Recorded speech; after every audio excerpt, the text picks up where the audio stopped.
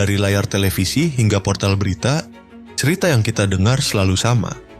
Israel digambarkan sebagai pemenang abadi. Kita disuguhi kisah tentang keberanian pasukan IDF yang menumpas para komandan Hamas, atau operasi rahasia yang menghancurkan fasilitas nuklir Iran. Dunia pun dibuat percaya bahwa kekuatan Israel tak tersentuh, bahwa setiap pertempuran berakhir dengan kemenangan mutlak. Namun di balik propaganda kemenangan itu tersembunyi kenyataan pahit. Israel mungkin telah menang di medan tempur, tapi kalah dalam perang yang lebih besar, perang melawan waktu, kepercayaan, dan kemanusiaan. Harga dari semua kemenangan itu terlalu tinggi untuk disembunyikan. Ribuan tentara gugur, dan tank Merkava yang dulu jadi simbol kekuatan kini terbengkalai di reruntuhan Gaza. Rakyat Israel sendiri mulai kehilangan keyakinan. Puluhan sandera masih berada di tangan Hamas, dan rasa frustrasi telah melahirkan gelombang migrasi besar-besaran. Di sisi lain, ekonomi Israel terus terpuruk. Perang berkepanjangan melumpuhkan industri, menekan investor, dan membuat negara itu bergantung sepenuhnya pada sokongan luar negeri. Ironisnya, bahkan Amerika Serikat, sekutu paling setia, mulai meragukan efektivitas kampanye militer Tel Aviv. Washington menilai kekuatan Hamas tidak melemah sedikit pun. Mereka justru tumbuh dari reruntuhan, merekrut lebih banyak anggota, dan menjadikan penderitaan rakyat Gaza sebagai bahan bakar perlawanan baru. Jadi setelah semua darah, korban, dan kehancuran yang meluas, muncul satu pertanyaan yang mengguncang legitimasi seluruh perang ini. Apakah Israel benar-benar menang, atau hanya menunda kekalahan yang tak terelakkan? 2 tahun berlalu sejak operasi 7 Oktober yang mengguncang dunia. Dan kini Israel menanggung harga yang sangat mahal. Data resmi dari Kementerian Pertahanan Israel mengungkap bahwa sejak perang dimulai, negara itu telah kehilangan sedikitnya 1.152 personel militer dan keamanan. Angka tersebut bukan hanya mencakup prajurit IDF di garis depan, tetapi juga anggota kepolisian, petugas intelijen Shin Bet, staf lembaga pemasyarakatan, hingga penjaga sipil yang terlibat langsung dalam operasi militer dan keamanan. Bagi Israel, ini bukan sekadar statistik. Ini adalah catatan kehilangan yang menembus lapisan terdalam masyarakat mereka. Dalam laporan yang sama disebutkan bahwa para korban gugur saat bertugas di berbagai titik konflik. Israel, Gaza, Lebanon, dan tepi barat yang diduduki. Tragedi ini meninggalkan jejak duka yang begitu luas. Kini terdapat 6.500 keluarga Israel yang kehilangan orang terdekat mereka. Di antaranya, 1.973 orang tua yang kehilangan anak, 351 istri yang harus melanjutkan hidup tanpa pasangan, dan 885 anak kecil yang tumbuh tanpa ayah.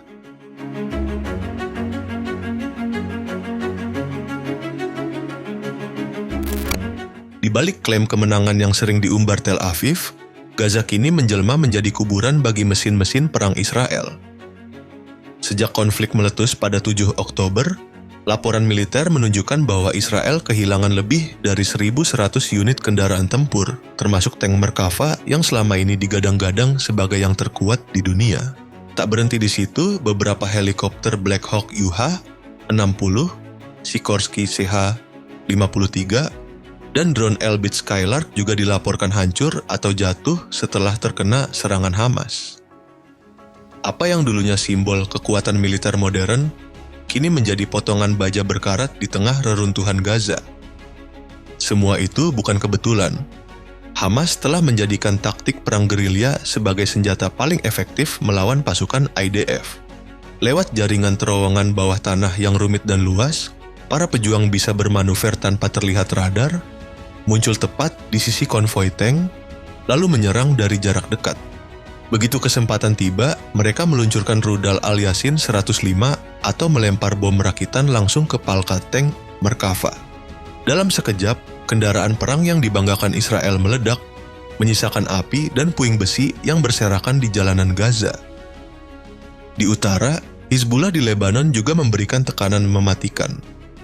Menurut berbagai laporan, kelompok tersebut berhasil menumbangkan 9 tank Merkava, menghancurkan 33 radar, serta menonaktifkan 69 sistem komunikasi dan 17 jamming system. Bahkan beberapa perangkat intelijen dan pesawat tanpa awak Israel juga ikut dilumpuhkan. Serangan-serangan ini menunjukkan kenyataan pahit. Keunggulan teknologi dan senjata canggih tidak lagi menjamin kemenangan. Di Gaza dan Lebanon, mesin perang Israel yang dulu ditakuti kini justru menjadi bukti runtuhnya superioritas militer mereka sendiri. Ketika Israel tengah bergulat dengan kerugian besar di Gaza dan Lebanon, Tel Aviv justru memperluas peperangan lewat operasi besar-besaran yang mereka namakan Operasi Rising Lion, serangan langsung ke wilayah Iran.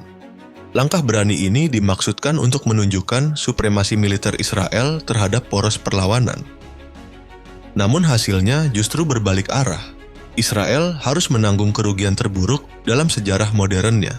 Dalam perang singkat selama 12 hari, Iran membalas dengan hujan 1.550 proyektil, terdiri dari 1.000 drone tempur dan 550 rudal balistik yang menghantam berbagai wilayah Israel, termasuk Tel Aviv.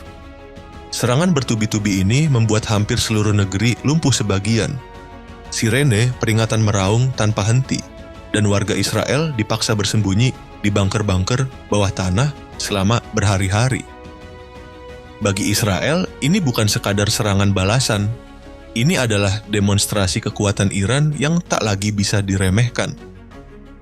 Dampak paling parah dirasakan di sektor militer. Markas besar Kementerian Pertahanan Israel, The Kiryat di Tel Aviv, yang dikenal sebagai Pentagonnya Israel, dilaporkan menjadi salah satu target utama. Salah satu rudal Iran jatuh hanya 300 meter dari kompleks tersebut, mengguncang salah satu fasilitas keamanan paling sensitif di negara itu. Tak berhenti di sana, pusat komando dan kontrol pertahanan, pangkalan udara utama, dan bahkan Rafael Defense Industries, produsen sistem pertahanan Iron Dome, dilaporkan mengalami kerusakan berat. Yang paling mengejutkan, markas besar Mossad pun disebut-sebut terkena dampak langsung dari serangan udara Iran. Namun kehancuran tak berhenti di ranah militer. Infrastruktur vital dan ekonomi Israel juga jadi sasaran empuk. Pusat data Microsoft di Be'er-Sheva dilaporkan terkena imbas ledakan, sementara beberapa pembangkit listrik di Haifa dan Hadar Power Station lumpuh akibat serangan rudal. Bahkan Bursa Efek Tel Aviv, simbol kekuatan ekonomi Israel, turut diserang. Sebuah pesan politik dan psikologis dari Teheran bahwa tak ada sektor yang aman dari jangkauannya. Yang paling memukul adalah ketika kilang minyak terbesar di Israel, Bazan Petrochemical Complex di Haifa, terkena hantaman langsung. Ledakan dahsyat menyebabkan kebakaran besar dan menghentikan seluruh operasi kilang. Serangan ini bukan hanya melumpuhkan pasokan energi, tapi juga menjerumuskan ekonomi Israel ke dalam kekacauan. Dalam satu malam, Iran berhasil menunjukkan bahwa arteri energi Israel bisa diputus kapanpun mereka mau. Serangan Iran juga merambah ke ranah riset dan teknologi tinggi. Weizmann Institute of Science di Rehovot, lembaga penelitian yang dikabarkan memiliki hubungan erat dengan militer Israel, menjadi salah satu target serangan rudal. Tak jauh dari sana, zona manufaktur mikrochip di Kiryat Gat, jantung industri semikonduktor Israel, ikut rusak parah. Serangan-serangan ini memperjelas satu hal. Perang modern tak lagi hanya berlangsung di garis depan. Iran telah berhasil menyentuh jantung Israel, militer, ekonomi, energi, dan bahkan intelektualnya, meninggalkan luka yang tidak hanya fisik, tapi juga strategis dan psikologis.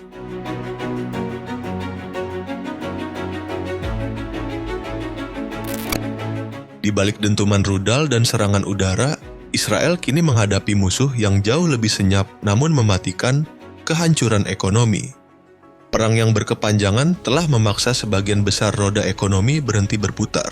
Setiap hari, negeri itu kehilangan sekitar 1,5 miliar shekel atau 294 juta dolar Amerika Serikat. Selama 12 hari konflik, total kerugian sudah menembus 3,5 miliar dolar, setara dengan 57,9 triliun rupiah.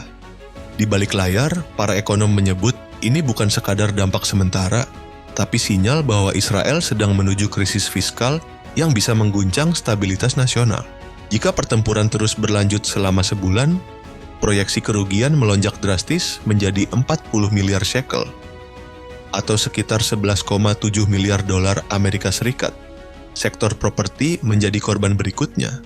Rumah-rumah, kendaraan, hingga aset pribadi hancur akibat serangan lintas batas, dengan total kerusakan diperkirakan mencapai 3 miliar shekel, 810 juta dolar Amerika Serikat. Belum dihitung efek domino terhadap produktivitas, kompensasi perusahaan, dan anjloknya PDB. Di banyak kota, bisnis gulung tikar, pasar keuangan stagnan, dan ribuan pekerja kehilangan penghasilan. Israel pun terjebak dalam paradoks.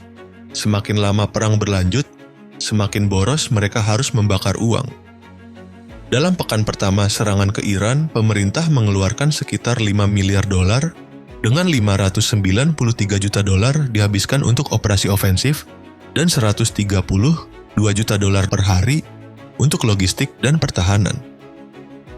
Sementara itu, sistem pertahanan udara seperti Iron Dome dan David's Sling sendiri menelan biaya hingga 200 juta dolar per hari hanya untuk tetap aktif.